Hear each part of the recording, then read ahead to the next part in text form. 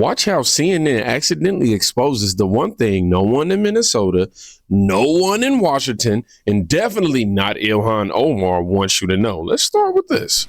Minneapolis, the city, a councilman there in particular, Jamal Osman, who was born in Somalia, told CNN that, quote, Somali citizens have been stopped on the street, asked to provide documentation, and that he never thought he'd have to tell people to carry their passports around because they look Somali. Are ICE agents stopping people because they look, quote unquote, Somali?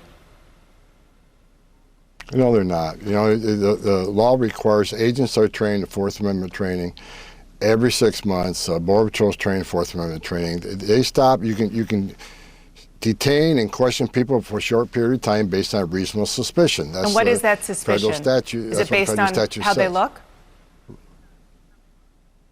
No, their appearance alone can't raise reasonable suspicion. It's articulable facts, a lot of different facts taken into consideration. And the Supreme Court just backed the Trump administration up on this. I know a lot of the media says, oh, the Supreme Court just justified racial profiling. That's not what the Supreme Court said. Supreme Court said they agree with the way these operations are being conducted because the standard of reasonable suspicion is being used by both ICE and the Border Patrol in the interior operations. So, CNN kicks this off by asking if ICE is targeting Somalis because of how they look. Cool. To some, fair question. But then you watch the flip, right? When Dana says, are agents stopping people because they look Somali? And then Homan goes, absolutely not. Agents need articulable facts and reasonable suspicion. And boom. There you have it. CNN accidentally admits the whole thing. You can stop someone based on reasonable suspicion, which means there's a reason this operation is happening. Yeah. He mentioned, 8 Somalis with removal orders or something like that? That right there was the slip. Because if that's true, why is the media acting like this came out of nowhere? Let me show you exactly what CNN won't play. This week, the Department of Homeland Security's Operation Metro Surge hits the Twin Cities. The agency announcing ICE arrested 12 of the worst of the worst.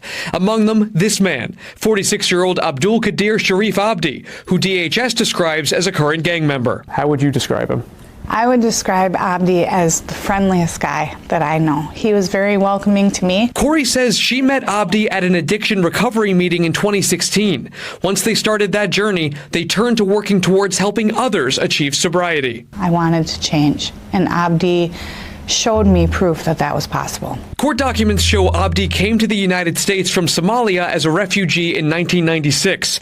He faced deportation multiple times, convicted of stealing a vehicle, shoplifting, and other offenses between 1999 and 2006. Each time he was ultimately released, given deportation to Somalia was not reasonably foreseeable at the time. This week, the Department of Homeland Security's Operation Metro Surge hits the Twin Cities. The agency announcing ICE arrested 12 of the worst. Among them... Well, my bad, y'all. I was going to sit there and let it play all over. My bad. But this is the part they never talk about right here. This dude had 7 felony convictions. Theft, fraud, gang ties, all with it, and was ordered deported multiple times. But every judge said the same thing. Deportation to Somalia isn't reasonably foreseeable.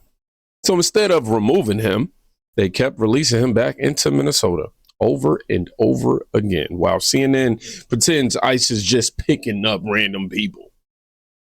And trust me, once you see what was happening at the airport during the same years, that CNN question, it starts to look even more ridiculous. Suitcases filled with millions of dollars of cash, and the couriers were always Somali men traveling in pairs. And they got through the checkpoint. And it just really absolutely blew my mind the first time you open a suitcase and you see millions of dollars of cash.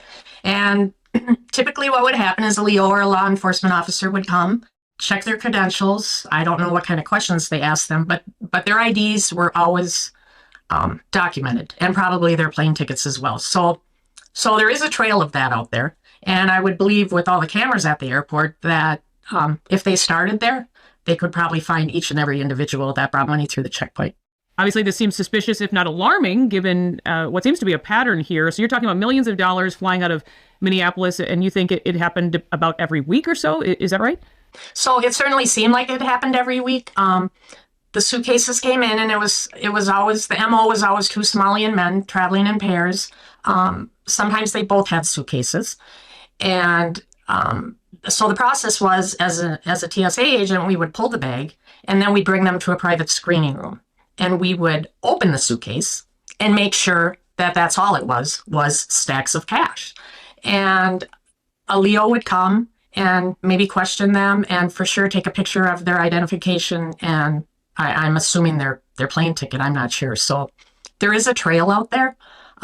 Between that, I mean, it has to be documented somewhere, and all the cameras in the airport, I would imagine if they'd like to find all this cash, they should start at the airport. Because in the 5 years I was there, I believe $1 billion went through the airport. $1 billion. As if this isn't troubling enough, Liz, it's not just money you watched leave MSP. Is that right? Yes, that is correct. There was another instance, again, a Somali man that had a carry-on luggage filled with brand new passports. And he was allowed to get through the checkpoint. So where he went with those passports is anybody's guess. This is really incredible to hear. So it sounds like you're raising alarms with your colleagues, but you have to wonder how many people knew about this. Where were they all back then? That is a good question. And I don't know how my colleagues felt about it. I've been out of TSA for quite a few years. So since all this fraud came out, the connection's been made. I didn't feel good about it then, and now it certainly all makes sense. Recently, the City Journal published an article stating that, quote, federal counterterrorism sources confirm that millions of dollars in stolen funds have been sent back to Somalia. And in talking about Al-Shabaab, a terrorist group there, they reported that a confidential source said the largest funder of Al-Shabaab is the Minnesota taxpayer. Judging by what you saw for yourself during the time you were a TSA agent, do you think there's any truth to this? Absolutely. Knowing what I know now, absolutely. There's no question in my mind that money went to Al-Shabaab. It sounds like you've had a difficult time kind of living with this over these last few years. Well, it's been uncomfortable because at the time, it seemed so lackadaisical that these people could get through the airport with all that cash. Time after time after time. It wasn't a one-time thing. At this point, more than a few Minnesotans have told us about suspected fraud. I've heard from state employees, business owners, even a commercial real estate broker who was telling me recently how they've just been bombarded with calls from members of the Somali community looking to rent any kind of office with just an address, just in case they get audited. They're actually openly admitting all of this. It just seems to be playing out, for everyone to see. But even fraud in Minnesota is now making national headlines. It still seems, though, like elected officials aren't really doing anything about it or trying to ignore it. It is so frustrating. It was frustrating when I was a TSA agent, and it's certainly frustrating now watching the state's administration doing what they're doing. Walls and Omar, honestly, they should both resign in shame. Why did you want to come forward and share your story? Because I think Minnesotans need to know that billions of dollars left through the airport. And it was cash. It was literally suitcases full of cash. So what is your message to our so-called leaders here in Minnesota? That this just should not be allowed to happen. When they come through the airport, they absolutely should not be able to bring suitcases full of cash. Who goes with millions of dollars in a suitcase week after week, time after time, year after year? And all Somali people. Yeah, excuse me. The allergies are going crazy right now. I really didn't mean to do that. That was nasty. I'm sorry.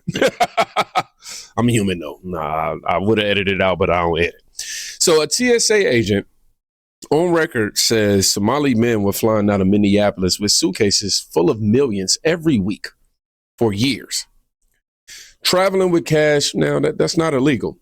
But doing it this consistently, same pattern, same people, yeah. And the state didn't ask one question about where it came from or where it was going. And now we know billions in Minnesota welfare fraud were getting funneled straight back to Somalia. That's what nobody dares to say out loud. That right there.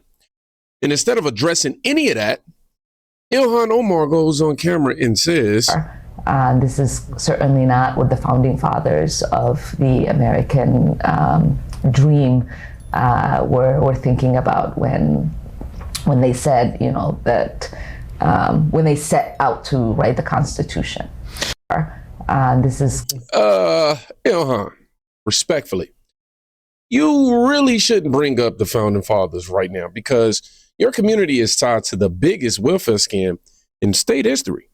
A TSA whistleblower just exposed cash flights, and ICE is literally doing targeted raids.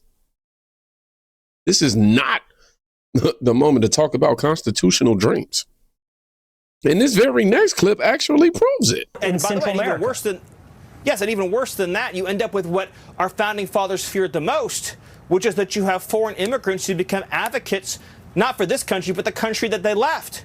So you see, replete throughout Somali politics in Minnesota is this constant concern about how to reorient U.S. politics around Somalia, and then using welfare fraud, pillaging the U.S. financial system to prop up a foreign country.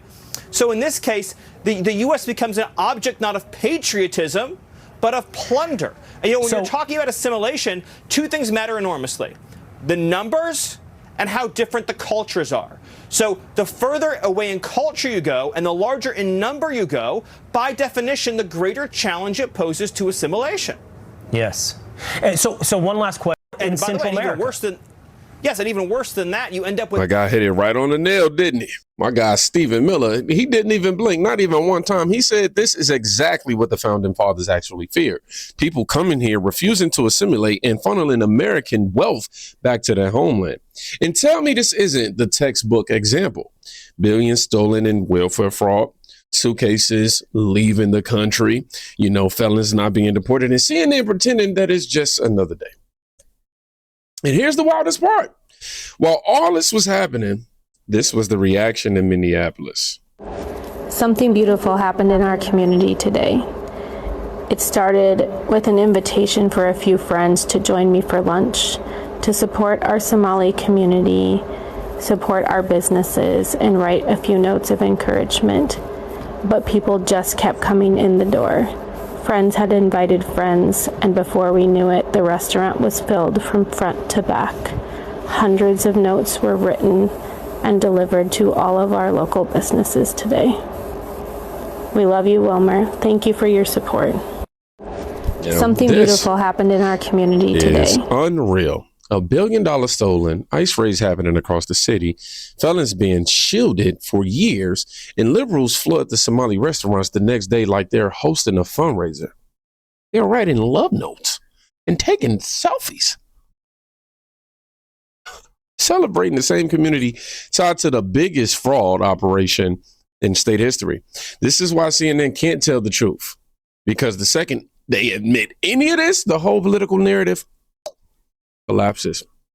Now, CNN, we just watched them slip one question, one sentence. That's all it took, for the truth to leak out on live TV, right? Reasonable suspicion, actual targets, real removal orders, not random, not racist, not accidental. This is the part nobody wants to say out loud, but here in the kingdom, we will.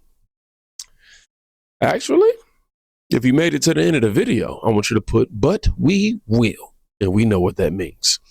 Hit subscribe, because we're not sugarcoating any of this, and I'm going to continue to follow this story every single day. And y'all be safe. Go check on a friend today. You can quite literally be saving their life. Peace.